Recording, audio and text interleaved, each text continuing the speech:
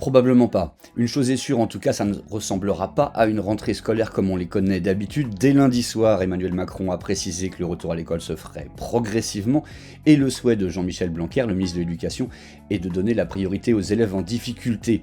Ce sont les lycées professionnels où le pourcentage de décrocheurs, entre guillemets, est le plus élevé, qui pourraient ainsi faire partie des premiers à reprendre les cours. Sans doute pas. Dans l'état actuel des disponibilités de tests, ça ne paraît pas envisageable et c'est d'ailleurs une grande inquiétude des enseignants. Leur syndicat Sud-Éducation menace d'ailleurs de les appeler à faire jouer leur droit de retrait si les conditions ne semblent pas réunies. Non, clairement pas.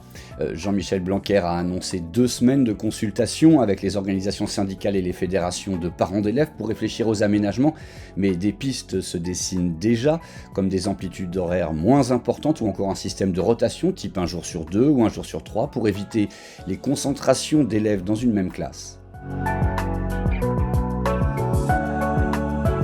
En tout cas, le 11 mai, jour J, non, le ministre l'a déjà précisé, les inquiétudes des parents d'élèves, qui sont relayées notamment par leur principale fédération, la FCPE, pourraient amener le gouvernement à une certaine souplesse en la matière par la suite, mais tout cela reste à préciser. Ça se jouera là aussi sur l'assurance ou non que les conditions sanitaires seront réunies. Ça c'est sûr, c'est non, le bac et le brevet, ça avait déjà été annoncé, seront décernés cette année uniquement sur la base du contrôle continu. Seule l'épreuve orale du bac français est pour l'instant maintenue, mais il y a déjà une pétition d'enseignants qui y sont opposés et qui a réuni 30 000 signatures.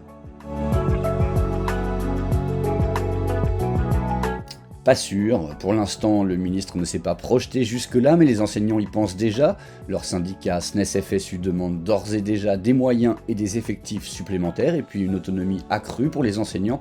Les deux parties ont, quoi qu'il en soit, un peu de temps pour y penser.